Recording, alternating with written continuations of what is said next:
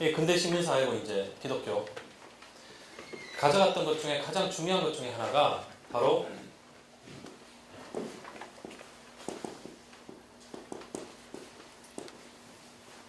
유토피아니즘입니다. 쉽게 생각하면 그 이사야서에 나오는 그 비전들 있잖아요. 구약 성서에 그 흐르는 비전들, 적과 꿀이 흐르는 땅, 그죠?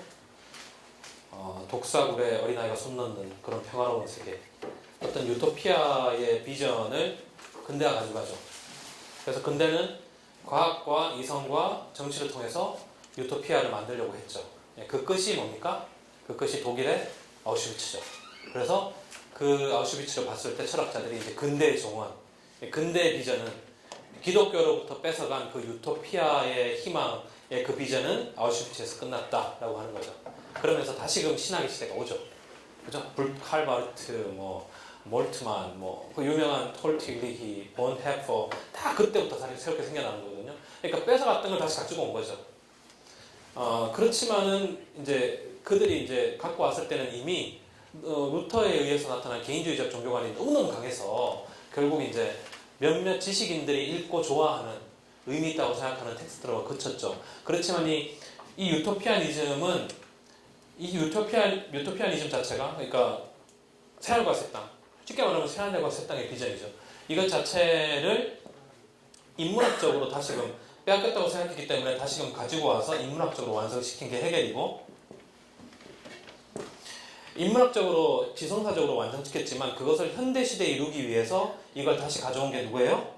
막스죠. 여러분 마르크스 음흉하지 마십시오. 마르크스 이 사람 이 사람이 자본론을 쓰고 그만뒀다면 이 사람은 위대한 학자가 됐을 거예요. 근데 이 사람이 자본론 이후에 공산주의 이론을 만들거든요. 그 이유는 단 하나예요. 그래, 자본주의가 잘못됐다면 대안을 제시해봐 라고 얘기한 거예요. 자기 나름의 대안을 제시한 거예요. 근데 그걸 가지고 일국 사회주의를 만들어가 사람을 때려 죽일 줄은 몰랐죠. 근데 마르크스가 헤겔에서 이 비전을 가지고 있는데, 새하늘과 새 땅, 결국 이게 기독교에서 나온 겁니다. 이것이 아까 전에 제가 밥 먹으면서도 어떤 분한테 얘기했었지만, 여러분 동학혁명이요, 성서를 보고 나타난 운동이에요. 유불선 세 개를 합친 거잖아요. 근데 육의 불고는요, 새하늘과 새 땅의 비전이 없어요. 최재우 최지영 선생이 성경을 봤을 때 여기 있는 거예요. 새하늘과 새 땅이. 근데 이 땅, 이것에 뭐예요? 바울을 제대로 이해했는지 잘 모르겠지만 참여하면 이 땅이 온다는 거예요. 이 후천개벽이 시작된다는 거예요. 이 땅이, 그러니까 우리가 참여해야 되겠구나. 참여하려고 하니까 뭐예요? 이게 다 육적인 이 기관들이나 이것들 우리 쓰러져 가는 거예요. 보고가 안 민 우리나라를 먼저 세우고 새하늘과 새 땅을 기다리자고 해서 우리나라를 세우기 위해서 일제를 몰아내고 새로운 나라를 세우려고 했는데 국가가 일본의 군대를 데리고 와가지고 무참하게 죽인 게 동학혁명 전쟁이죠. 그 혁명 전쟁에 불씨를 담근 게 바로 성경에 있는 새하늘과 새 땅의 비전입니다. 근데 이것을 교회는 없죠. 지금 교회는 뺏겼죠. 완전히 뺏겼죠. 그래서 이것을 가지고 갔던 그런 사람들이 있었다는 것이고, 이것이 지금 우리가 8장에서 보게 되는 것이죠. 바울이 지금 이게 우리가 죽어서 이루어지는 건가요? 물론 죽어서도 이루어지겠죠. 그래서 죽고 부활해서 다시금 바라보는 그 세상조차도 피조물과 함께 하는 겁니다. 바울이 볼 때는 피조물의 새로운 트랜스포메이션, 새로운 변화와 새로운 변혁이 피조물과 함께 있어야 되는 거죠. 그렇지 않다면 피조물을 얘기할 필요가 없지 않습니까? 우리의 영이 그저 떠가지고 어디에 가는 게 아니거든요. 아니라고 생각할 수 있다는 거죠. 아니라고 생각할 수도 있다는 거죠. 자, 우리 9장 14절입니다. 그런즉 우리가 무슨 말을 하리요? 하나님께 불의가 있느냐? 그럴 수 없느니라. 모세에게 이르시되 내가 긍휼히 여길 자를 긍휼히 여기고 불쌍히 여길 자를 불쌍히 여기라 하셨으니 그런즉 원하는 자로 말미암음도 아니요 다른 박질하는 자로 말미암음도 아니요 오직 긍휼히 여기시는 하나님으로 말미암음이라. 자, 이게 무슨 말이에요? 칼빈의 이중예정입니까? 죽일 놈 죽이고 살릴 놈 살린다? 아니에요. 하나님의 구원은, 하나님의 정의는 정말로 그 어떤 사람도 예측하지 않는 방법으로 나타나기 때문에 그 누구도 하나님의 법을 정죄할 수, 하나님의 방식을 정죄할 수 없다는 거예요. 그렇게 보면, 그죠? 잘난 놈이건 못난 놈이건 결국 하나님의 긍휼 안에서나 의미가 있는 것이지 그 사람이 어떤 것을 할 수 있다라고 생각하는 것 자체가 아닌 거예요. 이거는요 단순히 모든 사람이 죄인이니까 그리스도를 통해서 죄인이니까 그냥 그 믿음을 통해 구원이라도 받아 이거하고는 완전히 다른 거예요. 지금 세 개의 변혁을 얘기했잖아요. 이 변혁이 하나님께서 이루실 거라고 그랬잖아요. 근데 이 변혁을 하나님께서 이루실 건데 이것에 대해서 우리가 밥 숟가락 올려놓을 생각하지 말라는 거예요. 일단은 자, 그게 이제 율법에 대한 얘기고 로마 제국에 대해서 법에 대한 이야기고 바울의 그 역사관이잖아요. 그 역사관으로 이걸 해석해야 되는 거죠. 17절 그렇게 보면 성경이 바로에게 이르시되 내가 이 일을 위하여 너를 세웠으니 너로 말미암아 내 능력을 보이고 내 이름이 온 땅에 전파되게 하려 함이라 하셨으니까 바로도 뭐예요? 결국 하나님의 바울의 역사에 보시면 하나님의 그런 경륜 안에 들어가는 거죠. 바울도. 19절 혹 내가 내게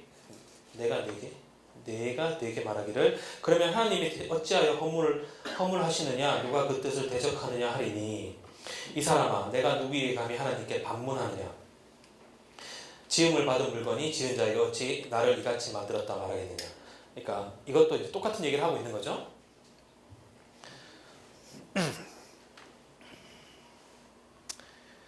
자 30절 갑니다. 그런즉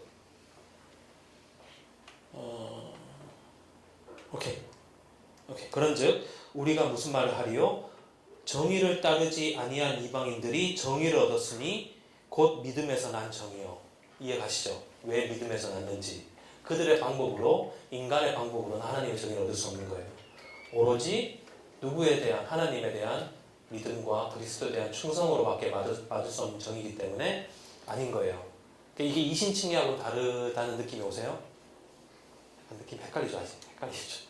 자, 이신칭의의 믿음은 뭔가 하면 내가 그리스도를 통하여 그를 통하여 내 죄가 용서받았다는 걸 믿는 거예요.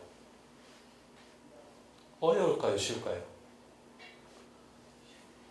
좀 쉽죠? 이게 사형리 아닙니까? 사형리? 3개로 끝내야 되는데 4개로 끝냈어. 네, 하여튼 여기에서 말하는 믿음이라는 거는 모든 희망과 모든 가능성이 끊어진 그 상황에서 나타나는 하나님의 정의를 바라볼 수 있는 거예요. 보이지 않는 것을 보는 거예요. 쉬워요? 어려워요? 엄청 어렵죠. 다른 거예요. 그 하나님의 정의는 인간의 지식이나 지혜나 우리의 시스템에서 나타나지 않기 때문에 오직 그리스도를 통해서 나타나는 그 정의는 정말 우리의 어떤 생각으로는 이해할 수 없는 거기 때문에 그것을 보이지 않는 믿음, 정말 사라의 태가 끊어졌을 때에 그 자녀가 생길 거라고 그 약속을 믿는 그러한 믿음을 통해서만 우리 눈에 포착되는 것이기 때문에 어려운 거죠. 무조건적인, 제가 이 얘기 싫어하는데 이게 어떤 선교사님이 얘기한 거라서 싫어하는데 그 무슨 뭐 내적 치유 뭐 이런 거 얘기하는, 그래서 그 장사꾼 같아서 싫어하는데 절대 믿음. 그분이 절대 믿음이 좀 조금만, 그러니까 그 절대 믿음은 아니고 그분이 말하는 그 절대 믿음은 아니고 거기서 믿음이라는 건 내가 성공하고 어쩌고 뭐 이런 건데 여기서 말하는 절대 믿음이라는 건 완전히 믿음이 끊어진 상황에서 나타난 하나님의 정의를 바라보는 거죠. 그 정의에서 정의는 오로지 믿음으로만 믿을 수 있다는 거예요. 그 하나님의 정의는. 31절 의의 법을 따라간 이스라엘은 율법에 이르지 못하였으니 어찌 그러하냐 이는 그들이 믿음을 의지하지 않고, 그죠? 왜 그들이 믿음을 의지하였어요? 보세요. 율법을 통해서 다 된 걸로 생각했지만 완전히 율법의 저주를 받고 법의 저주를 받은 그리스도를 통해 부활함으로써 하나님의 정의가 나타났잖아요. 믿을 수가 없는 거예요. 그죠? 믿음이 아니면 그걸 믿을 수가 없는 거죠. 자기들이 생각하는 율법 안에서는, 법 체계 안에서는, 생각하는 그 시스템 안에서는 그걸 받아들일 수 없는 거죠. 믿음이 없다는 거죠. 그러니까 믿음이 없다는 거예요. 행위를 의지함이라. 자, 부딪힐 돌에 부딪혔느니라 기록된 바 보라 내가 걸림돌과 거치는 바위를 시온에 두노니 그를 믿는 자는 부끄러움을 당하지 아니하리라 함과 같으니라. 그냥 웃자고 하는 말인데요. 구약에 이런 말이 없습니다. 밑에 보시면 관주에 이사야서 28장 16절을 보면 이 말이 아니에요. 이사야서 28장 16절은 아마 주춧돌이라는 얘기를 표현을 해요. 걸림돌이 아니에요. 그러니까 바울은 뭐예요? 구약을 어떻게 했어요? 외웠는데, 그죠? 네, 외웠는데 이렇게 머릿속에 이렇게 나오다 보니까 이게 내용으로서는 제가 생각하기에는 이사야 8장이에요. 8장에 그 예언자의 말씀 중에 그 환난과 고난이라는 게 하나님께서 그거를 이제 구원을 이루시기 위한 걸림돌이라고 표현하는 표현이 나오거든요. 이거하고 28장 16절의 그 구절하고 믹스가 된 거예요. 대단한 사람이죠. 근데 지금으로 보면 뭐예요? 이단이죠. 그럼요. 바울은 이단이에요. 그 당시에 보면, 지금으로 보면, 아니, 아브라함이 할례의 자손이거든요, 그때는. 율법의 아버지고, 믿음의 조상이고, 바로 말해서, 아니다! 그러잖아요. 아니다. 그 전에 믿었는데. 뭐 이런 거잖아요. 이거, 그때 뭐 몰라서 그러나요? 그러니까 바울은 그리스도를 통해서 구약을 나쁜 말로 하면 지멋대로, 좋은 말로 하면 영적으로 해석하는데 전혀 그릴게 없는 사람이었어요. 자기가 받은 전통은 뭐예요? 오로지 내가 해석함으로써만 의미가 있는 거예요. 나의 마음 속에서, 나의 신앙 속에서, 나의 경험 속에서 내가 바라보는 그리스도 안에서 해석이 돼야 의미가 있는 거예요. 그걸 그대로 받아들이고 할렐루야 하고 따라하는 거예요. 문자는 어때요? 죽이고 영은 살리고. 이런 현장이 어디예요? 부흥에 가보십시오. 야, 부흥에 가면요, 진짜 성경을 어떻게 저렇게 해석을 하나? 뭐 갑자기 여기 보다가 갑자기 이사야를 보겠습니다. 이사야에서 몇 장 창세기로 가세요. 그러더니만 여기에 이 말과 여기 이 말과 여기 이 말 똑같잖아요. 이게 무슨 뜻이에요? 죽는다는 뜻이에요. 뭐 이러면 그런가? 뭐 이렇게. 여러분, 이거 부흥회나 이런 데서 나오는 설교가 어떻게 보면 바울의 해석하고 비슷해요. 이것이 여러분의 걸림돌이 됩니까? 여러분, 그런 뜻이 아니라 바울이 자신의 전통을 그리스도 사건 안에서 그 전통을 새롭게 해석하여서 그것을 통해서 하나님을 발견하려고 했기 때문에 우리가 이걸 읽을 수 있는 거죠. 신학은요, 멈춰 있으면 안 됩니다. 언제나 변해야 됩니다. 근데 그 변하는 것을 보통 그 보수적인 교회에서 변개시킨다는 표현을 쓰잖아요. 성경의 뜻을 변개하여서 무성도들을 혹세 무민하고 뭐 이런 거 있잖아요. 신학을 죽이는 거예요. 신학을 죽이는 겁니다. 하여튼 지간에 그럴 수도 있다는 뜻이에요. 저 부흥사님들 칭찬한 거 들으셨죠? 예. 자, 10장. 형제들아, 내 마음에 원하는 바와 하나님께 구하는 바는 이스라엘을 위함이니 곧 그들로 구원을 받게 하며, 내가 증언하노니 그들이 하나님께 열심히 있으나 올바른 지식을 따른 것이 아니니라. 하나님의 정의를 모르고 자기 정의를 세우려고 힘써 하나님의 정의에 복종하지 아니하였느니라. 여러분, 여기 처음 들리는 분은 못 들으셨겠지만 디카이오스라는 말은 정의라고 해석해도 전혀 문제가 없는 말이에요.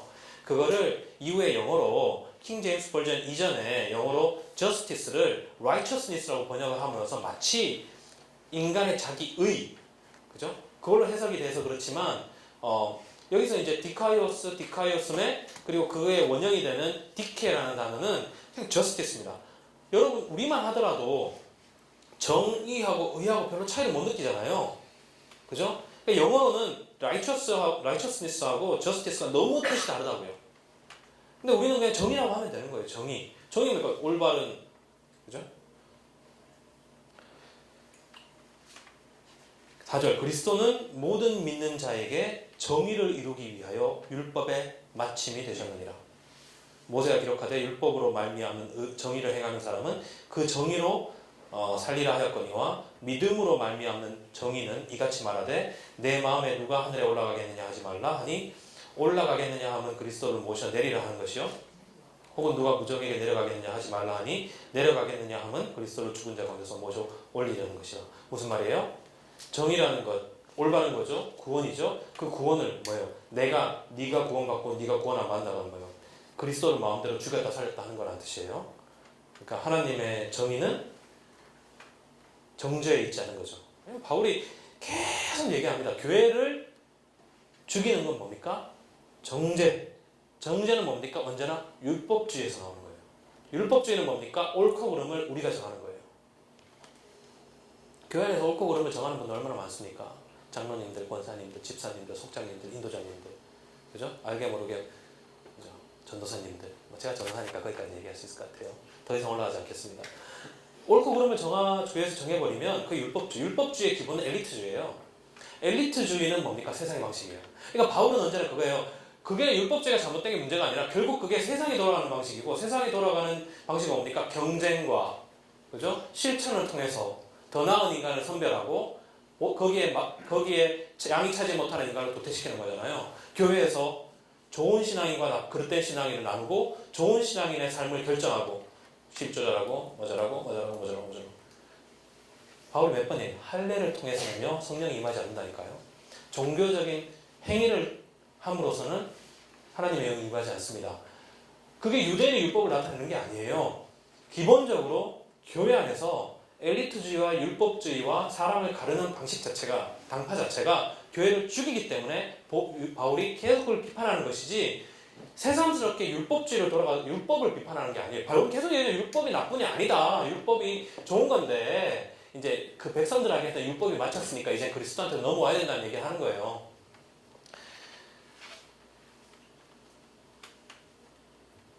8절. 그러면 무엇을 말하겠느냐? 말씀이 내게 가까워 내 입에 있으며 내 마음에 있다 하였으니 곧 우리가 전파하는 믿음의 말씀이라. 자, 말씀이 어디 있어요?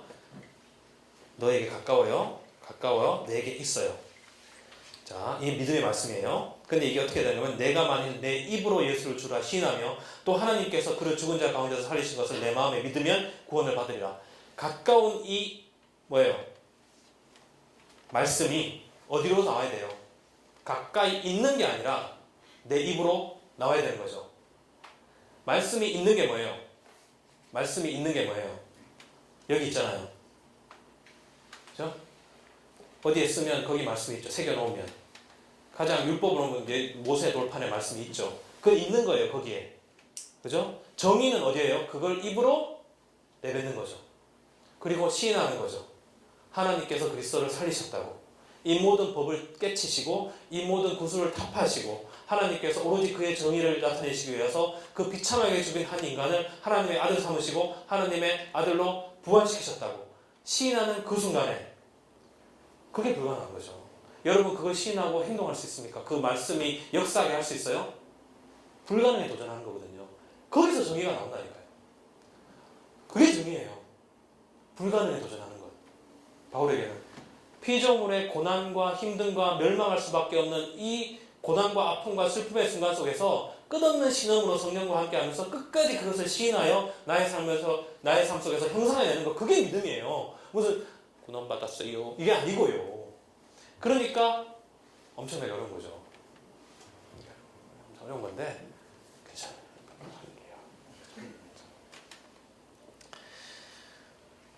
그러니까 이 말씀이 내가 만일 내 입으로 예수를 주로 시인하며 또 하나님께서 그를 죽은다고 해서 살리시면 내 마음에 믿음에 구원을 얻으리라가 할렐루야로 하기가 정말 힘든 말이죠. 하나님의 말씀은 어디에 적혀있는 게 아니고 입으로 믿고 입으로 시인해야 되는 거죠. 거기에 하나님의 말씀이 능력으로 나타나는 거예요. 고린도전서, 데살로니가전서에 바울이 얘기해요. 그 말씀이 어디에 있어요? 너희 가운데 있으니 너희가 그 말씀을 행하니 그 말씀이 능력으로 임하는지라. 그렇죠? 여기 안에 머물러 있는 게 아니고요. 근데 성경에 교회 가면 이건 많죠? 능력도 많습니다. 네, 교회에 능력이 많을 수도 있죠. 자, 11절. 성경에 이르되 누구든지 그를 믿는 자는 부끄러움을 당하지 아니하리나 하니 유대인이나 헬라인이나 차별이 없습니다. 한 분이신 주께서 모든 사람의 주가 되사 그를 부르는 모든 사람에게 부여하시도다. 누구든지 주의 이름을 부르는 자는 구원을 받으리라. 그런즉 그들이 믿지 아니하는 이를 어찌 부르리요? 듣지도 못한 이를 어찌 믿으리요? 전파하는 자가 없이 어찌 들으리요? 보내심을 받지 아니하였으면 어찌 전파하리요? 기록된 바 아름답도다 좋은 소식을 전하는 자들의 발휘함과 같으니라. 뭐예요? 나가 죽으라 이런 얘기죠. 나쁘게 얘기하면 너희들이 전하지 않으면 누가 들으리요? 너희들이 보여주지 않으면 누가 보리요? 너희들이 말하지 않으면 누가 들으리요? 그 믿음을, 그 정의를, 그 불가능을. 네, 그렇죠. 자, 11절 가겠습니다. 그러므로 내가 말하노니 하나님이 자기 백성을 버리셨느냐? 그럴 수 없느니라. 이 모든 논증이 나왔어요. 결국 나는 이걸 믿는단 말이에요. 하나님의 뜻을 믿고 하나님의 정의를 믿는 이스라엘이 지금 2000년이 지난 지금에도 하나님께로 돌아오지 않았죠. 바울은 그때부터 믿고 있는 거예요. 그때부터 믿고 있는 거예요. 예수님이 재림하지 않았죠. 바울도 올 거라 그랬고 예수님도 올 거라 그랬죠. 재림하지 않았어요. 그죠? 그래서 슈바이처는 뭐였어요? 저 슈바이처 너무 좋아하는데 그 슈바이처 실패한 여행자라고 그랬죠. 그죠? 바울은 아니에요. 그걸 믿는 믿음이에요. 바울은 그걸 믿어야 믿음이에요. 그게 하나님의 정의예요. 이루지 않는 곳에서 이제는 더 이상 완전히 끊어진 소망에서 소망을 보는 거. 5절 4절 그에게 하신 대답이 무엇이냐 내가 나를 위하여 바알에게 무릎을 꿇지 아니한 사람 7,000명을 남겨두었다 하셨으니 그런즉 이와 같이 지금도 은혜로 택하심을 따라 남은 자가 있느니라 만일 은혜로 된 것이면 행위로 말미암지 않으니 그렇지 않으면 은혜가 은혜되지 못하느니라. 그래서 결국 이제 이스라엘이 구원받을 것이고 이방인 너희들도 이제 긴장해라. 너희들도 구원 안에서 얼마든지 떨어져 나갈 수가 있다. 그래서 이스라엘이 그 마지막 날 오기 직전에 이스라엘을 회복하실 것이다 라는 것으로 11절이 끝나고 11장 33절부터 읽겠습니다. 이제 그걸 다 얘기한 거예요. 이스라엘이 회복될 거다. 그래서 지금 메시아닉 주가 뭡니까? 메시아닉 주가 이제 지금 이스라엘을 유대 예루살렘에 백투 예루살렘 그 사람들이 다 예수님을 믿어가지고 다시 백투 예루살렘에 오면 하나님께서 그죠? 예수님께서 근둔을 타고 쫙 이 땅에 다시 내려오시라고. 바울이 이 얘기를 한 게 뭐겠어요? 이스라엘에 대한 어떤 그런 희망도 있지만 예언이라기보다는 뭐예요? 이걸 통해서 바울이 역사를 해석하는 방법을 보여주는 거예요. 이게 있기 때문에 2000년 동안 예수님이 오지 않았지만 우리가 믿을 수 있는 거죠. 바울은 2000년 동안 믿지 않는 이스라엘을 믿었어요. 그리고 그것이 하나님의 뜻이라고 생각했죠. 왜냐하면 그것이 하나님의 정의고 그게 이런 하나님의 정의가 일어난 방식은 그런 방식이니까요. 그래서 33절에 이렇게 말합니다. 깊도다 하나님의 지혜와 지식의 풍성하며 그의 판단은 비록 예수님이 2000년 동안 오지 않았지만 헤아리지 못할 것이며 그의 길은 찾지 못할 것이로다. 누가 주의 마음을 알았느냐? 누가 그의 모사가 되었느냐? 누가 주께 먼저 드려서 갚으심을 받겠느냐? 이는 만물이 주에게서 나오고 주로 말미암고 주에게로 돌아가리라. 그에게 영광이 어떻게? ever and forever 세세에 있을지어다. 아멘. 이게 바울의 신앙의 고백이고 역사를 바라보는 방식이고 역사를 읽어내는 방식입니다. 이게 부활신앙이에요. 부활신앙이 뭡니까? 부활신앙이 그냥 예수님이 살아나셨다가 아니에요. 예수님이 어떻게 해요? 살아나시기 전에 부활하시기 전에 어떻게 해요? 죽었잖아요. 죽은 거예요. 끝난 거예요. 끝난 거. 끝났는데 그 끝난 것을 통해 처음 시작이 된 거예요. 이게 부활신앙이에요. 그러니까 똑같아요. 아브라함이 사라의 태가 끊어졌음에도 불구하고 거기서 이삭을 믿는 것과 피조물들이 모든 소망이 끊어진 속에서도 종말을 기다리는 것이 아니라 소망을 기다리는 것과 예수 그리스도가 죽음으로 들어갔음에도 거기서 부활이 나타나는 것은 똑같은 믿음인 거예요. 바울에게는. 그렇기 때문에 저는 바울이 그 부분은 톱라이트가 맞아요. 바울은 부활을 믿었죠. 부활은 역사적 논쟁의 문제가 아니고 그게 바울의 믿음이에요. 그게 하나님의 정의고 하나님이 활동하시는 방식이고 믿음이 활동하는 방식이요 성령이 참여하는 방식이고 유일하게 이 세상에 우리에게 마지막 남은 바울에게는 하나의 희망이죠. 인간이 만든 이 죽음으로 가는 이 세상을 돌려놓을 하나의 희망이죠. 하나님의 정의를 드러내는 것. 교회의 희망이고. 여기까지 왔으면 이제 질문이 나와야죠. 그래서 어쩌라고? 그래, 믿음 좋지. 부활의 할렐루야. 그렇지. 그렇지만 뭐예요? 나는 지금 이 시대 이 상황에서 여기에 앉아서 살아가는데 내 아들, 내 자식, 내 처자식 아니면 나 혼자라도 앞으로도 어떻게든 살아야 될 텐데 나는 어떡하라고? 뭘 하라고? 지금 밖에 나가서 지금부터 하나님께서 오셨습니다. 여러분 불가능을 믿음으로 만든 믿음 그래서 무슨 의미가 있는 거냐고 라고 묻는 사람들을 위하여 12장이 있는 겁니다. 자, 12장이 그러므로 형제들아 자 이제 그러므로 다 설명하고 그러니까 여기서 형제들은 brother and sisters 그 당시에는 이제 형제들이라는 말은 모든 인간을 말하는 거니까요. 이게 기독교인이겠죠. 형제들아 내가 하나님의 모든 자비하심으로 너희를 권하노니 너희 몸을 하나님이 기뻐하시는 거룩한 산 제물로 드리라. 이는 너희가 드릴 영적 예배니라. 무슨 말이에요? 여기까지 보통 얘기하고 말죠. 산재물 나를 드려야 돼. 산재물 재물 내게 하소서. 영적으로 예배하게 하소서. 2절을 읽어야지. 2절을. 너희는 뭐예요? 이 세대를 본받지 말고. 여기 세대가 뭐예요? 육의 세대. 인간의 제국, 인간의 방식, 인간의 정치, 인간의 정의를 본받지 말고 오직 뭐예요? 마음을 새롭게 함으로 변화를 받아 하나님의 선하시고 기뻐하시고 온전하시는 뜻이 무엇인지 분별하도록 하라. 이게 산재물로 드리는 거고 영적 예배를 드리는 거예요. 내가 원하는 한 가지 주님의 기쁨이 되는 거. 제가 경상도 촌놈이거든요. 서울에 처음 올라가지고 여의도 거기에서 찬양 집회 한다길래 제가 정말 큰 마음 먹고 갔어요. 딱 갔더니 그날 좀 이렇게 마음이 차가운 사람이 많이 왔나 봐요. 이런저런 찬양을 해도 이 분위기가 안 뜨는 거예요. 그러니까 거기 하스테반 그분이 쫙 하더니 내가 원하는 한 가지 2시간 동안 부르더라고요. 은혜가 임했을까요? 임했죠. 할렐루야. 그거예요. 하나님이 원하는 뜻이 뭔지 아는 것, 그게 영적 분별함이거든요. 너무나 당연한 얘기 같지만 8장부터 우리가 이걸 읽어왔기 때문에 이게 의미심장한 거예요. 과연 이 시대에 바로 나의 삶에서 하나님이 기뻐하시는 일이 뭘까? 내가 이 육적인 세계를 따라가지 않고 어떻게 살 것인가? 자, 3절.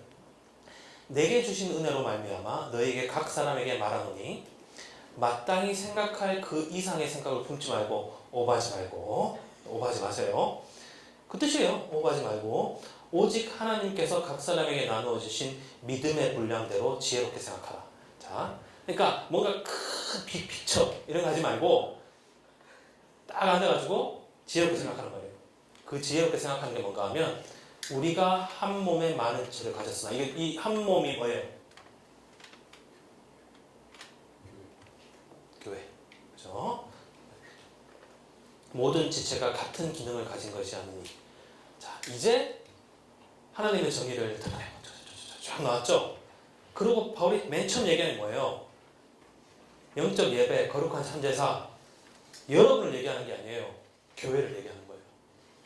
그 교회가 많은 지체를 가졌단 말이에요. 자, 교회를 이제 봐야 되는 거예요. 많은 지체를 가졌으나 모든 지체가 같은 기능을 가진 것은 아니니 이와 같이 우리 많은 사람이 그리스도 안에서 한 몸이 되어 서로 지체가 되었느니라. 교회가 됐단 말이에요. 우리에게 주신 은혜대로 받은 은사가 각각 다르니 혹 예언이면 믿음의 분수대로, 혹 섬기는 일이면 섬기는 일로, 혹 가르치는 자면 가르치는 일로, 혹 위로하는 자면 위로하는 일로, 구제하는 자는 성실함으로, 다스리는 자는 부지런함으로, 긍휼을 베푸는 자는 즐거움으로 할 것이라. 사랑에는 거짓이 없나니 악을 미워하고 선에 속하라. 자, 바울에게는 철저하게 이 하나님의 정의를 이루어가는 방식이 교회 안에서 이루어지는 거예요. 근데 문제는 이 바울이 말하는 교회가 지금의 교회가 일 수도 있죠.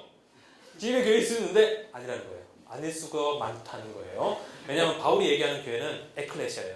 에클레시아는 뭔가 하면 기본적으로 거기에 모인 사람들이, 에클레시아에 대한 여러 가지 해석이 있지만 제가 따르는 해석은 거기에 모인 사람들이 스스로 자기의 삶과 자기의 생활 방식과 자기의 경제 활동을 결정할 수 있는 것이에요. 결정해야 돼요. 뭐였는데요? 이게 만약 에클레시아예요.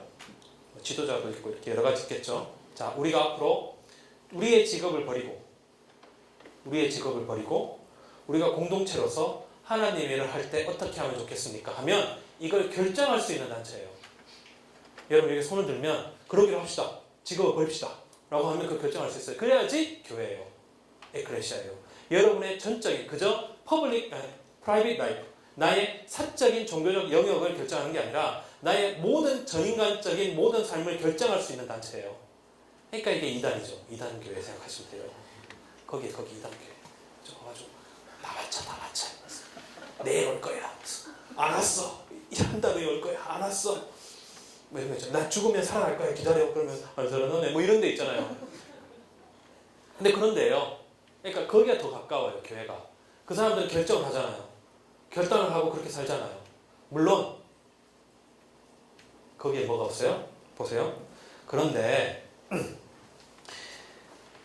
중요한 게 뭔가 하면 그 교회를 이끄는 모든 거에 그런 다시 교회를 이끄는 게 사랑이에요. 왜 사랑이 중요한가 하면 거짓이 없기 때문에.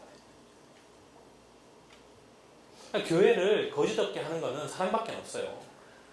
인간의 생각의 윤리적 방식이 아니에요. 야, 너 자르고, 너 날아가고, 너 세속 나가고, 너 나가고 해가지고 교회가 이렇게 정화가 될 수도 있죠. 이렇게 요즘처럼 정말 이상하게 돌아가는 데서는 그런 것도 필요하죠. 그냥 기본적으로 교회에 거짓이 없으려면 결국 사랑이에요. 근데 이제 사랑이라는 게 우리가 보통 생각하는 네가 무슨 일을 하든 무슨 말을 하든 널 사랑해 이런 게 절대 아니라는 건 우리가 고린도 전서에서 했죠. 궁금하시면 여러분 그 세물걸 플러스 후원금 내시고 후원 회원이 되시면 제가 강의한 것을 공짜로 보실 수 있습니다. 자, 그죠? 차이가 있어야죠. 어렸던 분과 처음 오는 분에. 근데 그렇다는 것이고요. 거짓이 없나니 악을 미워하고 선에 속하라. 형제 자매요. 형제를 자매를 사랑하며 서로 우애하고 존경하기를 서로 먼저 하며 부지런하여 게으르지 말고 열심을 품고 주를 섬기라. 소망 중에 즐거워하며 환난 중에 참으며 기도에 항상 힘쓰며 성도들의 쓸 것을 공급하며 손대접하기를 힘쓰라. 자, 목사님한테 맛있는 거 사드리라는 얘기가 아니죠.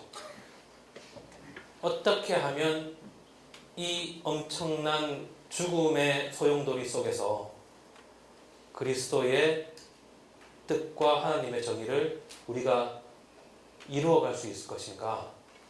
맨 처음 우리 안에 즐거움이 있고 환난 중에 참음이 있고 깊쉬지 않고 기도하며 서로에게 이 사람이 부족하면 내 것을 떼서 주고 내가 남는 게 아니고 그죠? 남는 걸 주는 건 사랑이 아닙니다.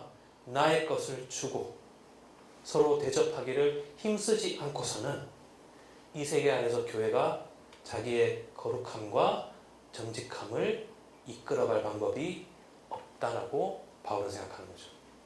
왜냐하면 한 몸 안에 한 지체라는 얘기는 여기 있는 모인 우리가 만약에 크리스천이라면 여기 있는 이 한 사람이 배고프면 모두가 배고픈 거예요. 이 사람이 슬프면 모두가 슬픈 거예요. 이 사람이 울고 있으면 모두 다 울어야 되는 거죠. 그게 한 몸이죠. 그렇죠? 손이 발더러 뭐라 하고 머리가 손더러 뭐라 하는 게 아니라 내 몸처럼 함께 슬퍼하고 힘들어하고 아파하고 서로 사랑함을 그치지 않아야 비로소 교회가 되는 거예요. 바울이 얘기하는 준비가 된 거예요. 이 세상의 빛과 소금이 될 준비가 된 거예요. 그러면 뭘 할 수 있는가 하면요. 14절 너희를 박해하는 자를 축복하라. 그러면 이게 가능한 거예요. 축복하고 저주하지 말라. 즐거워하는 자들과 함께 즐거워하고 우는 자들과 함께 울라. 서로 마음을 같이 하며 높은 데 마음을 두지 말고 도리어 낮은 데 처하며 스스로 지혜 있는 채 하지 말라. 아무에게도 악을 악으로 갚지 말고 모든 사람 앞에서 선한 일을 도모하라. 할 수 있거든 너희로서는 모든 사람과 더불어 화목하라. 그냥 우리끼리만 아니에요. 모든 사람과 더불어 화목하라. 내 사랑하는 자들아 너희가 친히 원수를 갚지 말고 하나님의 진도하심에 맡기라. 기록되었을 때 원수 갚는 것이 내게 있으니 내가 갚으라고 주께서 말씀하시니라. 내 원수가 줄이거든 먹이고 목마르거든 마시게 하라. 그러함으로 내가 숯불을 그 머리에 쌓아놓으리라. 악에게 지지 말고 선으로 악을 이기라.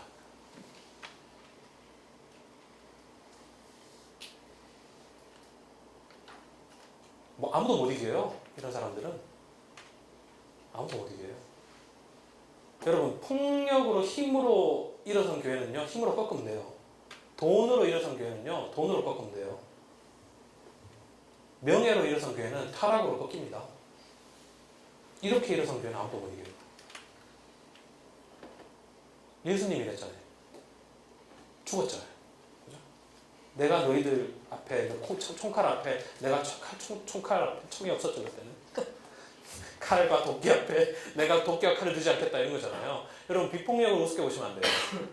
비폭력은 폭력을 드러내는 폭력을 고발하는 가장 효과적인 방법입니다. 원수를 사랑하는 것은 그 원수에게 가장 그 원수가 절대로 이길 수 없는 어떤 것을 가르쳐 주는 거예요. 나는 그러느냐? 아니, 나는 바울이 그렇게 얘기했다. 저도 미워하는 사람 많습니다. 선으로 아그리게. 이게 단순히 굴종주의가 아닙니다. 그죠?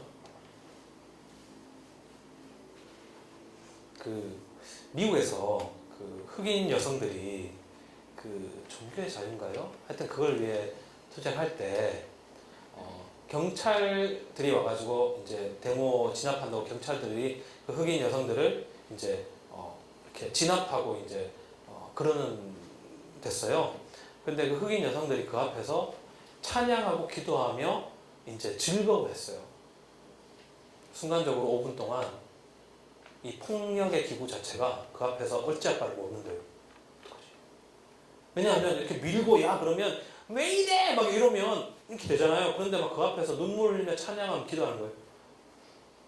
네. 기도. 우는데요? 뭐해? 빨리 진압해! 어떡하죠? 근데 그래서 결국 5분 지나서 진압이 들어갔는데 그게 사진으로 찍혔어요. 전 미국이 그거 보고 들고 일어났어요. 폭력을 고발하는 가장 좀 백남기 씨 보십시오. 그렇죠? 폭력을 고발하는 세계가 가지고 있는 이 세계가 돌아가는 방식 중에 제일 보이지 않고 싶어하는 게 뭔가 하면 네가 법을 어기면 난 너를 죽일 수도 있다 라는 것이 드러나기를 원치 않아요. 그래서 언제나 폭력을 했을 때는 상대가 폭력으로 맞대응하기를 기다려요. 그래야지 폭력으로 죽이는 거거든요. 그런데 폭력을 쓰는데 비폭력으로 대항하면요, 만약에 거기서 사고가 일어나면 이 세계가 돌아가는 방식이 고발되는 거잖아요. 폭력과 폭력이 부딪히는 게 아니에요. 여러분이 법을 지키는 이유, 쉽게 얘기해요. 여러분이 법을 지키는 이유가 우리가 보통 이 시민사회 이 사람들이 법을 지키는 이유가 뭘까요? 법 안에 폭력이 있어서 그래요. 그렇잖아요. 법 안 지키면요. 그죠? 때려놓고 징역 살고 죽이잖아요. 이게 법의 힘이거든요. 여러분, 법의 힘은 폭력이에요. 바울이 율법을 통해 정의가 일어나지 않는다는 것은 더 넓게 말하면 법의 폭력을 통해서 어떤 형식의 폭력을 통해서도 하나님의 정의는 드러나지 않는다는 뜻이에요. 예수 그리스도의 가해진 게 뭐예요? 무죄한 자에 대한 폭력이잖아요. 한 번도 그 폭력 가운데서 예수님이 저항하지 않았다고요. 폭력으로 저항하지 않았어요. 그 무죄한 자의 죽음을 통해서 부활이 드러나는 거잖아요.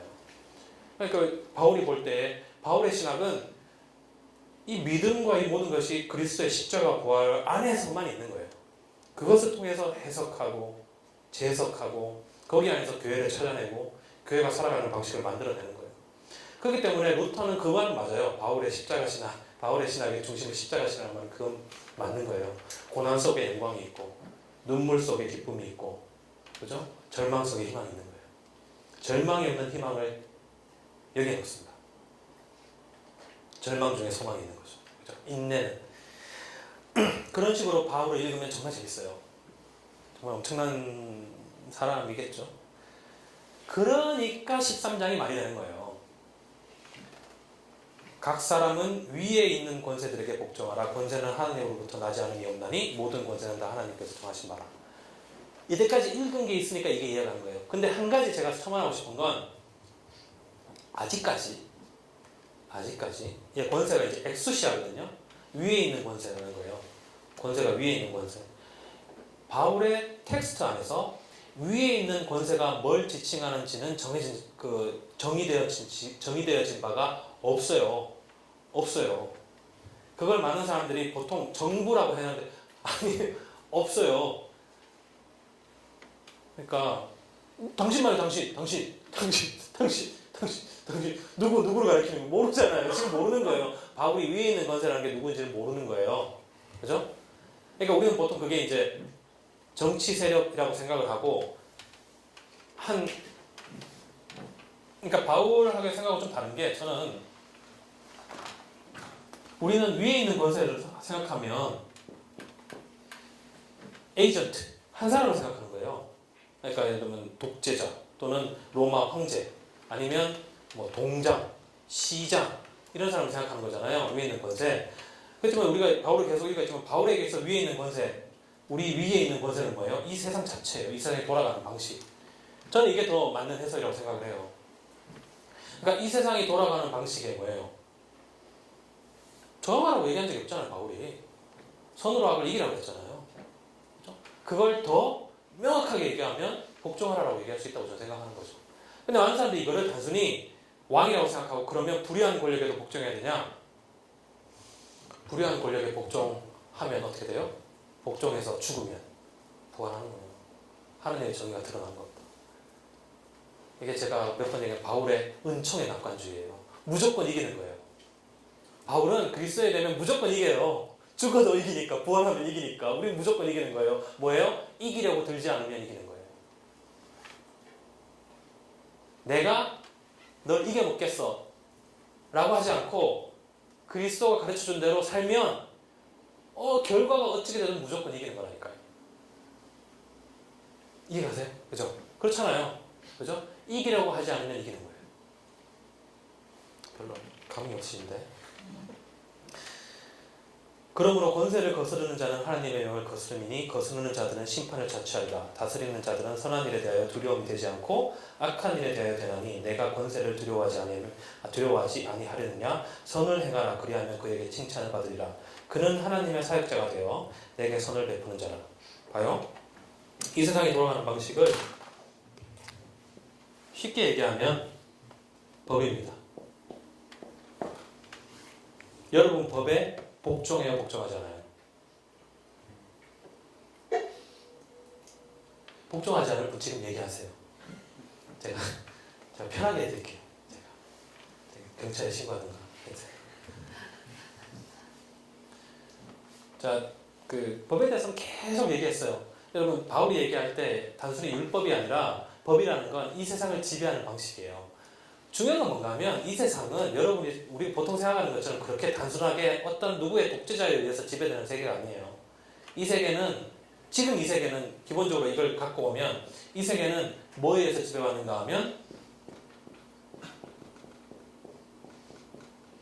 경제법에 의해서 지배받아요. 여기 앞에 국제라고 붙이면 되죠. 이게 제일 세요. 이게 제일 세는 거예요. 단순히 어떤 법령을 말하는 게 아니라 돌아가는 방식이죠. 세계가 돌아가는 방식. 자, 우리가 사드를 배치한다고 그랬습니다. 그래서 롯데그룹에서 할렐루야로 그죠? 골프장을 갖다가 마쳤죠. 자, 그러니까 중국이 어떻게 했어요? 롯데마트 문을 닫아다 버렸어요. 세상이 돌아가는 방식이죠. 그죠? 그러니까 군대보다 더 무기보다 더 무서운 건 방금 경제예요. 말려 죽여버리겠다 이런 거잖아요. 그러니까 세계가 경제를 기반으로 돌아가죠. 그죠? 자, 경제적 정의가 뭐예요?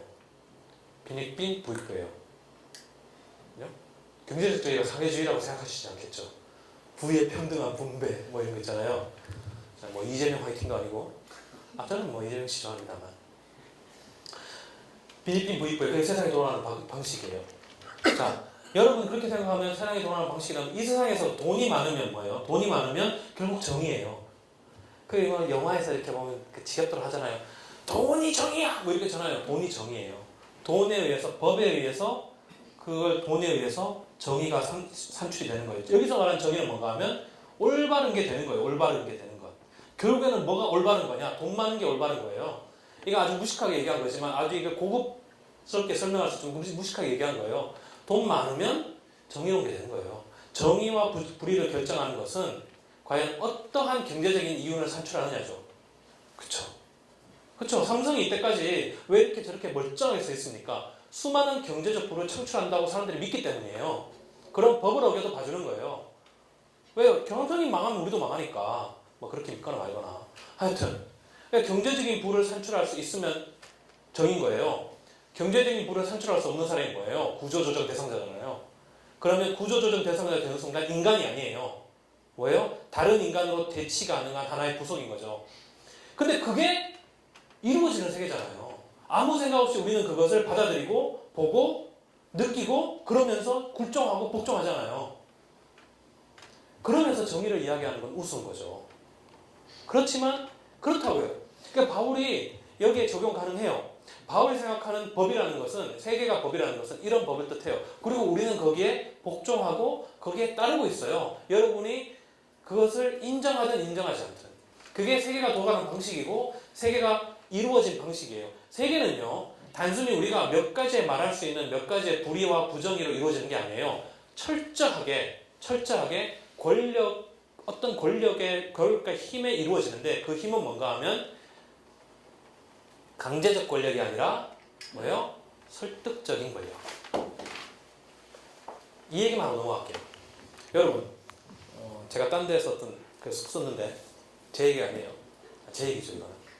제 얘기입니다. 내가 쓴 얘기. 여러분, 학력주의가 옳다고 생각하시는 분 있어요, 여기서? 그러니까 이 한국 사회가 학력으로 차별받는 사회가 돼야 된다. 서울대 나오신 분 있으면 죄송합니다.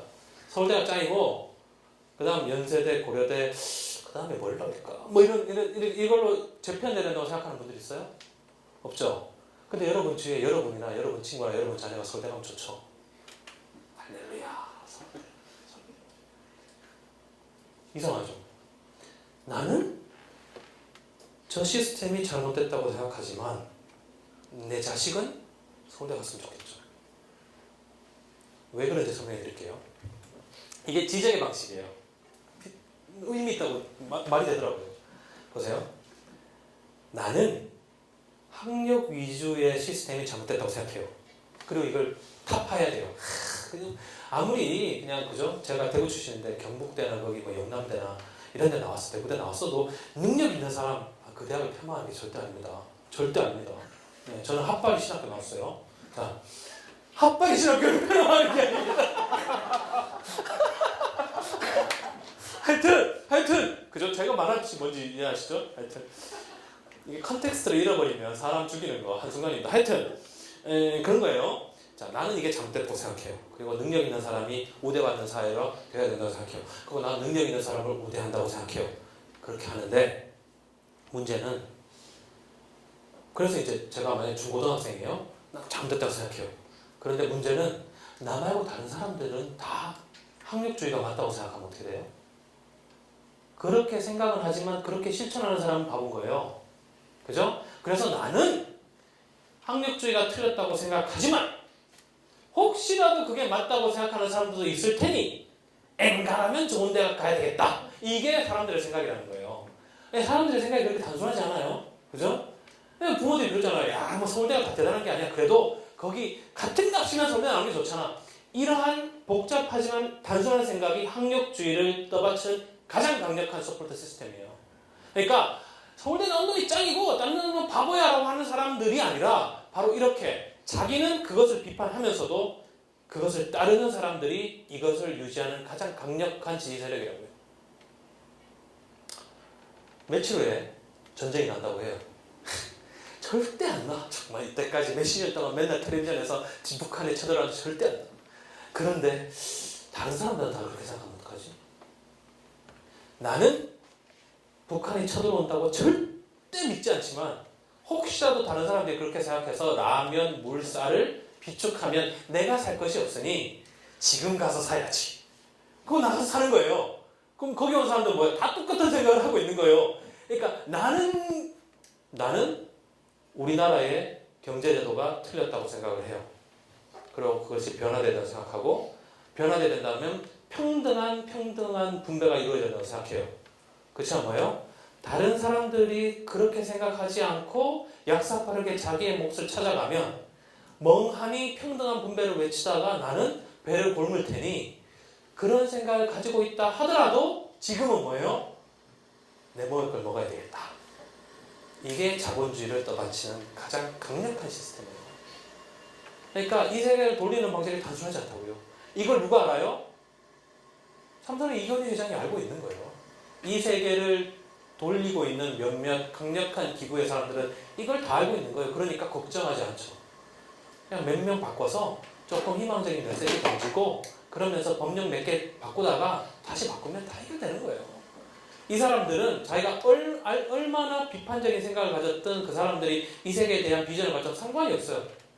그죠? 왜냐하면 자기 혼자만 그렇게 생각할 거라고 생각하기 때문에. 그래서 바울에게 가장 중요한 것은 solidarity, 연대예요. 연대. 우리 혼자 가는 게 아니고 함께 가는 것이고 거룩한 영향력을 드러내서 모두 함께 한 목표를 위해 가야 되는 것이죠. 그게 하나님의 자녀된 사람들이죠. 그렇기 때문에 바울은 언제나 개인이 아니고 공동체입니다. 그 삶을 살아낼 수 있는 독립된, 그죠? 자기의 손으로, 자기의 능력으로 적어도 자기의 밥은 먹고 살 수 있는 철저하게 독립적으로 바로 설 수 있는 자립된 공동체가 바울이 원하는 하나님의 나라를 이룰 수 있는 기본적인 구조인 거죠. 거기 안에 이 바로 몸에 대한 생각이 있는 거고, 또 그들이 지금 현재는 세상의 권세에 복종할 수밖에 없지만, 자 8절 보시죠. 그렇지만 뭐예요? 피차 철저하게 너희들은 세상의 권위에 복종할 수도 있고 거기에 따라 살 수도 있지만 정말 잊지 말아야 될 것은 사랑의 빛 이외에는 아무에게든지 아무 빚도 지지 말라. 남을 사랑하는 자는 율법을 다 이루었느니라. 간음하지 말라, 살인하지 말라, 도둑질하지 말라, 탐내지 말라 한 것과 그 외에 다른 계명이 있을지라도, 그죠? 수많은 율법이 있고 법이 있을지라도 내 이웃을 내 자신과 같이 사랑하라 하신 그 말씀 가운데 다 들었느니라. 사랑은 이웃에 대해 악을 행하지 아니하나니 그러므로 사랑은 율법의 완성이라. 또한 너희가 이 시기를 알거니와 자다가 깨어들라. 자, 여기서 재밌는 얘기 하나만 해드릴 텐데, 예수님에게 그레이트 커맨드먼트가 두 개죠. 처음이 뭡니까? 하나님을 사랑하고, 그 다음 내 이웃을 내 몸까지 사랑하라. 그 두 개 이외에는 하나님께서 준 율법이 없죠. 바울은 뭐예요? 이것도 없는 거예요. 내 이웃을 내 몸까지 사랑하라. 왜냐하면 내 이웃 안에 하나님이 있는 거죠. 하나님의 영이, 하나님이 모든 사람이 깃들어 있는 거예요. 그 사람을 하나님처럼 사랑하라. 마태복음에 나오잖아요. 누가 내가 언제 당신에게 물을 주고 밥을 주고 블라블라블라블라 너희 중에 가장 작은 자에게 너희가 한 것이 바로 나에게 한 것이다. 바울은 정확하게 그 의미를 알고 있었죠. 비록 역사적 예수를 얘기한 적은 없지만 예수의 가르침이 어떤 건지 정확하게 꿰고 있었어요. 베드로한테 들었든지 누구한테 들었든지. 그것을 이루는 공동체를 만들고자 노력했죠. 자, 그렇게 되면 11절에 이제 마지막 바울의 이제 당부가 나옵니다. 마지막은 아니죠. 그 뒤에 또 있으니까. 중요한 당부가 나옵니다. 또한 너희가 이 시기를 알거니와 이 시기 길이를 알거니와 자다가 깰 때라 벌써 되었으니 이는 이제 우리의 구원이 처음 믿을 때보다 가까웠습니다. 우리도 마찬가지예요. 우리의 구원이 뭐예요? 우리가 처음 믿었을 때보다 가까워진 거예요. 2000년이나 걸리죠. 앞으로 어떻게 될지 모르는 때보다 가까워진 거예요. 그러니까 어떻게 해요? 깨야 돼요. 자는 건 뭐예요? 죽는 거예요. 코이마오, 잔다라는 표현은 시약성서에서 거의 반 이상이 죽는다는 표현을 써요. 가장 대표적인 예로 사도행전에서 스테반이 돌에 빵빵빵빵빵빵 맞아서, 그래요? 하나님이 보입니다. 이렇게 미친놈이 막 이러고 그랬어요. 그러고 난 다음에 어떻게 해요? 잠들더라 이렇게 나오잖아요. 그러니까 잠드는 건 영적으로 죽는 거예요. 그러니까 그 잠에서, 영적인 잠에서 깨어나야 되는 거죠. 바로 지금 카이로스, 그 유명한 이제 카이로스가 얘기하는 것처럼 now time, 눈 카이로스, 지금 이때. 그러니까 바울은 그거 없어요. 복음서에서 이미와 아직이 없어요. 하나님의 나라는 이미 왔고 아직 오지 않았다. 아니 지금 바로 여러분, 바로 지금 이 시간, 지금 이 순간 운명처럼 지금 깨야 되는 거예요. 지금. 왜냐? 처음 믿을 때보다 가까웠으니 그날이 한 2500년 되더라도 바울한테는 한 2500년 남았지만 우리는 한 500년 남았는지 누가 알겠어요. 자, 그날이 지금 있는 거예요. 밤이 깊고 낮이 가까웠으니 그러므로 우리가 어둠의 일을 벗고 빛의 갑옷을 입자. 낮에와 같이 단정히 행하고 방탕하거나 술 취하지 말며 음란하거나 호색하지 말며 다투거나 시기하지 말고. 여러분 여기서 음란이나 호색이나 이런 것들 여러분 나는 안 한다고 나는 그런 거 안 해라고 생각하면서 안심하시면 안 돼요. 뜨끔하신 분들 있나요? 하여튼 안심하시면 안 돼요. 왜냐? 바울에게 있어서 가장 구약과 신약을 꿰뚫는 가장 중요한 것 중에 하나가 하나님과 하나님을 믿는 자들의 관계를 뭐로 푸는 거예요? 신랑과 신부로 푸는 거예요. 그러니까 보통 바울이 얘기할 때 음란이나 호색은요, 내가 나의 신랑 대신 예수를 버리고 그를 나의 신랑으로 삼지 않고 주인으로 삼지 않고 다른 어떤 것을 삼는 게 다 음란이고 호색이에요. 그렇게 되면 불의한 자요, 음란한 자요, 방탕한 자요, 호색한 자요, 다 우리죠, 다 우리. 하나님의 뜻은 뭐예요? 사랑, 평화, 화평, 인내, 자비, 양선, 다 반대잖아요. 그건 다 뭐예요? 자, 보세요. 육의 방법은 다 이 세상 것에 마음을 뺏겨서 음란, 호색, 시기, 질투 다 가는 거고, 하나님의 방법은 뭐예요? 무조건 나 혼자는 못하는 거예요. 사랑, 인내, 화평, 평화, 온유, 양선, 자비, 충성 어떻게 증명해야 되는 거예요? 내가 다른 사람과의 관계 속에서 증명해야만 가능한 거죠. 그렇기 때문에 생명의 열매와 구원의 열매 모든 정의는 교회 안에서 가시적으로 드러나야만 되는 거예요. 그러니까 거기 안에서 믿음과 행위라는 건 아무 의미가 없다니까요. 아무 의미가 없는 말이에요. 믿음으로 구원받는 행위로 구원하냐? 그러니까 그게 그 의미에서 바울은 그런 얘기 한 적도 없고 고민한 적도 없습니다. 그런데 우리가 이런 바울의 얘기들은 단순히 윤리적인 권고, 땅, 2000년 전에 바울이 했던 얘기, 땅, 그리고 뭐예요? 신학적인 언술만 받아들이는 거죠.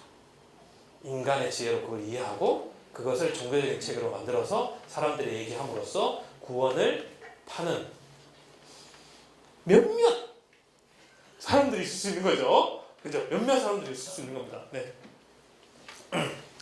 그리고 14정에 더 중요한 게 뭔가 하면 구원의 시기가 있다고 하고 그렇게 살아가는데 믿음이 연약한 자를 너희가 받되 그의 의견을 비판하지 말라.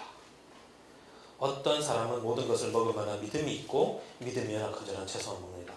그러니까 이렇게 바울이 정말 믿고 사는 것, 교회에 사는 것은 정말 엄청난 믿음인데 믿음이 연약한 자는 언제나 있다는 거예요. 중요한 것은 그 사람을 정죄하거나 비판하면 안 된다는 거죠.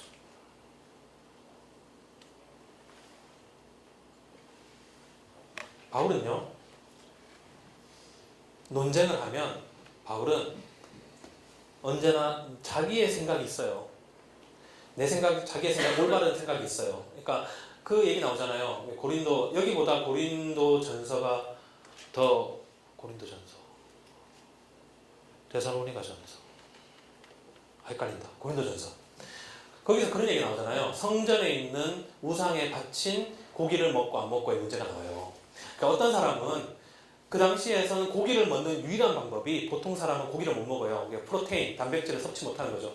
고기를 먹는 유일한 방법이 도시 안에서 신전의 우상에게, 그러니까 그리스의 신에게 바쳐진 고기, 그죠? 제사물이죠. 그거는 바쳐지고 난 다음에 제사를 한 사람들이 먹지 않고 그것을 바깥에 그냥 놓는 거예요.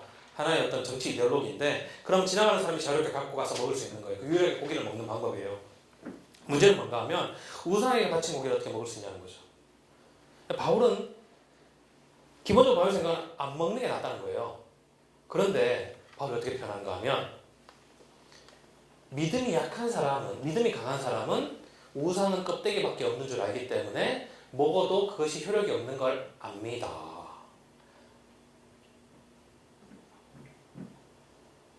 믿음이 약한 사람은 그런 걸 먹으면 양심의 가책이 와서 힘들어합니다. 그죠? 근데 우리의 입장에서 볼 때 누가 믿음이 더 강한 거예요? 누가 더 믿음이 강한 거예요? 자, 믿음이 강한 사람은 그 우상의 고기를 먹을 때 이것이 아무런 자기한테 피해를 안 줄 걸 아는 거예요. 그죠? 그죠? 근데 이게 믿음이 약한 사람이라고요. 그걸 먹는 사람들. 믿음이 강한 사람들은 이것이 이제 문제가 될 것 같기 때문에 이제 자기의 약함에 바다가 됐기 때문에 뭐지? 내가 거꾸로 설명했나? 이거 설명할 때마다 헷갈리네. 무슨 뜻인지 아시겠죠? 결국 믿음이 강함과 약함을 바울이 어떻게 분리하냐에 따라서 이게 다른 거예요. 그러니까 내가 예를 들면 이렇게 얘기할게요. 어떤 사람은 교회의 주일 성수를 꼬박꼬박 합니다. 그죠? 어떤 사람은 교회에 자주 빠집니다. 그런데 따지고 보면 교회에 빠지는 사람이 더 믿음이 좋은 거예요.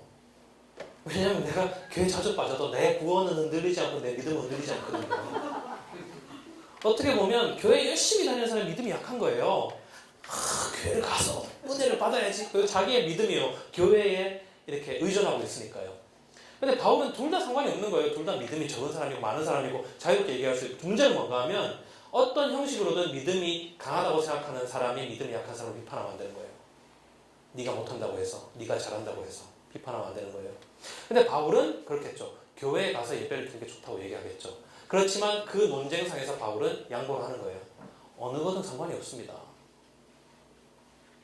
내가 틀릴 수도 있으니까. 근데 문제는 뭔가 하면 중요한 거는 믿음이 강한 사람은 언제나 믿음이 약한 사람을 용납하라는 거예요. 근데 지금이 그렇지만 지금 이 당시에는 대부분이 믿음이 약했겠죠. 정말 바울이 얘기하는 이 엄청난 어떤 믿음의 분량을 이루기가 쉬웠겠어요. 그렇지만 교회를 이끌어가는데 가장 중요한 건 뭔가 하면 믿음이 강한 사람이 믿음이 약한 사람을 용납하고 기도하고 품어주고 안아주고 눈물 흘려줘야 되는 거예요. 이렇게 표현할 수도 있겠죠. 여러분 기분이 나쁘실 수도 있지만 저는 이렇게 표현하고 싶어요. 교회 성소수자가 교회에 와서 예배 드리는 것을 탐탁지 않게 생각하는 믿음이 약한 사람이 있을 수도 있겠죠. 성소수자가 교회에 와서 예배 드리는 거 아무 상관이 없다고 생각하는 믿음이 강한 사람이 있을 수도 있을 거예요. 거꾸로 설명할 수 있어요. 어떤 사람은 하나님에 대한 열심이 강하고 거룩함을 주장하기 때문에 성소수자가 교회에 들어와서 예배 드리는 것에 대해서 안 된다고 말하는 사람이 있겠죠. 믿음이 약한 사람들은 아무 생각이 없기 때문에 난 아니나 다 죄이니까 와서 예배 드릴 수도 있다고 생각하겠죠. either way 상관없어요. 중요한 건 어느 게 옳다라고 생각하는 것은 교회를 이루어가는 방법이 아니라는 거죠. 바울조차도 양보를 해요. 왜? 오로지 믿음이 강한 너희들이, 그죠? 믿음이 약한 사람을 용납하라는 거죠. 교회에 있는 사람이 만약에 너희들이 생각할 때 자기들이 우리는 믿음이 강해서, 그죠? 성소자는 믿음이 약하다고 한다면 여러분은 성소자를 보듬어 안고 교회에 용납하고 교회에 안아줘야 되는 사람들이지, 여러분이 그들을 정죄하고 내쫓아 보내는 순간 교회는 뭐가 없는 거예요? 교회는 거짓이 없는 사랑으로 바로 서야 되는데 사랑이 없는 거죠. 바울에게 있어서는 그런 거예요. 바울은 언제나 교회 안에서 신학적인 문제로 갈라지는 것에 대해 바울은 언제나 불화합니다. 자기가 양보하면, 그죠? 자기가 자기의 신앙을 양보하면 하나님의 정의가 이루어지는데 왜 그 양보를 못하냐는 거죠. 여러분이 여러 가지로 이해하실 수가 있어요. 그렇지만 바울이 교회를 이끌어가는 방법은 분명히 그런 부분이 있어요. 그래서 바울이 뭡니까? 육의 열매는 뭐예요? 당짓는 것, 그죠? 시기하는 것, 질투하는 것. 이게 교회 안에서 일어나는 일이거든요. 고린도 교회에 무슨 일이 있었습니까? 누구는 방언한다고, 아싸. 누구는 예언한다고, 아싸. 나는 뭐예요? 아싸, 아싸, 아싸. 바울은 뭐예요? 사랑이 없으면 말짱황이네요. 이렇게 얘기하는 거죠. 그죠? 그게 똑같이 로마서에서 나오는 것이고요.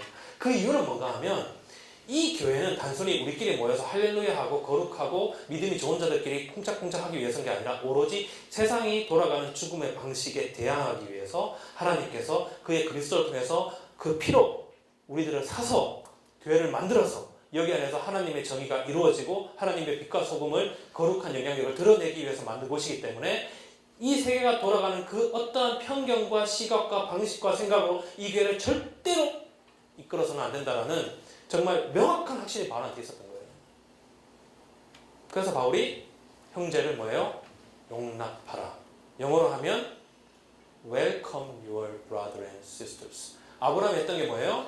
나그 애들을 웰컴하고 롯을 웰컴했죠. 소돔과 고모라를 하나님께서 죽여버리겠다 그랬을 때 아브라함이 뭐예요? 그들을 용납하십시오. 웰컴하십시오. 구원하십시오.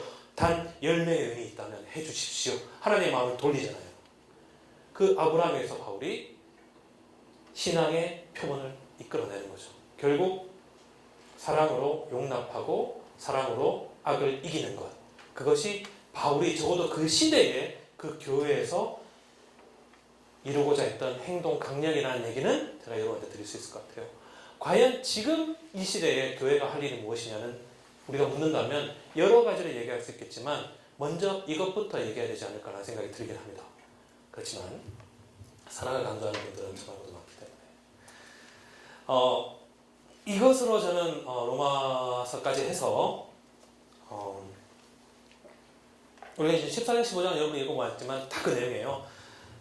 자기 우연동 내 믿음이 강하다고 생각하면 약한 자를 용납하고 환영하고 품어주고 기도해주고 함께 하라는 얘기죠. 그 8주간에 그 데살로니가 전서부터 시작해서 로마서까지의 대장정을 끝내도록 하겠습니다.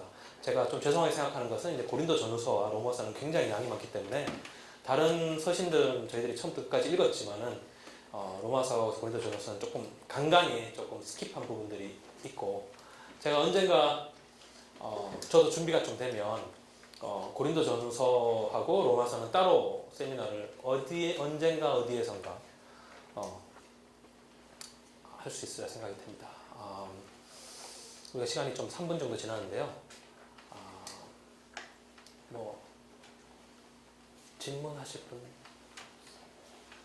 혹시 저기 목사님이 저 전도사입니다. 네. 아니 그 말이 아니고 네, 그렇습니다. 목사님이 교회 돈을 다 횡령하고 일단은 가지고 갔으면 그거를 뭐 사랑으로 덮어야 됩니까? 재밌는 표현이에요. 재밌는 말씀이네요. 자, 사랑이라는 의미가 여러 가지로 좀 길어지고요. 바울이 고린도 전서에서 이런 얘기를 하죠. 너희 중에 황당한 놈이 있다. 그 놈은 어떤 놈인가 하면 세상이 보기에도 황당한 짓을 교회에서도 한다. 그 놈이 어떤 놈이었는가 하면 자기의 엄마를 데리고 사는 놈이 있다. 부인처럼. 그죠? 그러면서 그 한건 뭔가 하면 교회 안에서 문제가 되는 자를 끊어내도, 그죠? 끊어내는 이유는 그 사람이 하나님 앞에서 구원을 받기 하기 위해서. 그죠? 그냥 용서하고 그 안에서 내버려두면 구원을 못 받는다는 얘기예요. 징계하고 끊어내고 권고하고 처리해야 그에게도 하나님의 구원을 받을 수 있는 조그마한 희망이라도 나는 거죠. 그러니까 제대로 해야 된다는 얘기예요. 두려워하지 말라. 그러니까 바울은 그거예요. 교회 우리가 사랑해야죠. 그렇지만 교회 안에 없어야 되는 게 있어요. 세상의 방법이 없어야 돼요. 문제는 세상의 방법, 세상에도 보기에도 이런 황당한 놈이 있나라고 하는 그런 짓을 하면 안 되는 거죠. 바울이 계속 얘기해요. 교회 안에서 너희들이 세상을 따라 살지 마라, 시기하고 질투하지 마라. 그런데 세상이 보기에도 법을 어기는 그 상식도 어기는 사람이 교회 안에 있다. 그럼 교회가 빛과 소금이 되기 위해서 어떻게 해요? 그 사람을 치리해야죠. 그거를 바울이 뭐예요? 그걸 치리하는데 세상의 법을 끌고 들어오는 만큼 무식한 놈들이 있냐? 교회 그건 무슨 말이에요? 우리가 그걸 치리할 능력도 안 된다는 얘기잖아요. 교회가. 그렇죠? 그러니까 고발하고 고소하고 이러는 거 바울은 미치는 거죠. 어떻게 너희들이 세상보다 못해서 이 세상의 판관들에게 교회를 치리하라고 하느냐? 너희들이 그걸 치리할 능력도 없느냐? 거기 앞에 딱 서가지고 하나님의 말씀을 전할 용기도 없느냐? 바울 교회는 다 바울의 똘마니들이었기 때문에 겁이 나서 바울 밑에 정말 엄청난 그 제자들이 있었거든요. 디모데, 바나바, 보냄. 지금 교회는 이제 그렇죠. 그런 부분에서 바울이 용서하지 않았습니다. 바울은요, 바울서적 읽어보면 철저한 윤리적인 관심이 있습니다. 그리고 기본적으로 상식도 없는 교회는 바울이 상상할 수 없었어요. 그 사람들은 그리스도를 통해 죽기로 결단하고 부활했다고 생각하고 영의 삶을 살기 위해서 교회에 들어온 사람이었거든요. 제가 데살로니가 전서를 우리가 함께 읽었으면 만약에 그죠? 거기서 바울이 그들과 함께 일하면서 3년을 피땀을 흘리면서 그들에게 복음을 전하고 그들에게 삶을 전해서 결단해서 세례를 주고 들어온 사람들이잖아요. 그런 사람들에게 그런 일은 일어날 수 없는 일이죠. 지금 사랑은요 한 가지입니다. 바울에게 있어서 사랑은 기본적으로 가장 기본적으로 밑에 있는 사랑의 의미는 그 당시의 의미는 그 사람이 감정적으로 그 사람께 동화되거나 그 사람이 뭔가를 해주는 게 아니라 그 사람의 어떠한 인종적 차이, 그 어떠한 차이, 민족적, 교육이든 모든 차이에도 상관없이 그 사람에게 내가 할 수 있는 도리를 하는 거예요. 쉽게 얘기할게요. 우리 교회에서, 우리나라 교회는 지금 제가 교회 가서 소개할 때, 만약 새신자로 교회 가서 소개할 때, 자기 소개할 때, 저는 1년 전에 이혼했고요. 지금은 아들 하나 이렇게 키우면서 살고 있습니다. 그럼 어떻게 될까요? 어떻게 될까요? 그 다음 교회 가가지고 제가 어떤 집사님에게 웃으면서 얘기를 하는 그 순간 그래요? 저놈이 저것도 시작이다. 저거. 분명히 이혼할 때 무슨 이유가 있었을 거다. 안 그럴 것 같아요? 사랑이 없는 거예요. 그 사람의 어떠한 사회적인 지위나 과거를 통해 가지고 그 사람을 판단하는 게 아니라 교회가 해줄 마땅한 것들을 환영하지 못하는 게 사랑을 못하는 겁니다. 그러니까 웰커밍 안에 사랑이 있는 거죠. 근데 그 웰컴은 뭐예요? 하나님의 공동체를 이루기 위한 거죠. 상식이 아니고요. 비상식적인 일은 있어서는 안 되죠. 저라면 그러고 싶은데 바로 멱살을 잡아가지고 교회 밖으로 나와가지고 교회 밖에 내동네 쳐야죠. 교회 안에 있으면 안 되는 거 아닙니까? 고소를 해야지. 예? 고소를 해야지. 구석이요? 고소. 고소? 세상법을 데려오는데 세상법 데려오기 전에 교회에서 밖에 쳐야 돼요. 그걸 교회가 할 수 있어야 된다. 그래야지 되는 거예요. 교회가 그걸 할 수 있어야 돼요. 교회가 교회 안에서 비상식을 몰아낼 수 있는 힘이 없으면서 어떻게 사랑이 있고 하나님의 정의가 있고 하나님의 빛과 소금이 됩니까? 그죠? 그럼 끝낼게요. 여러분 수고하셨습니다. 감사합니다.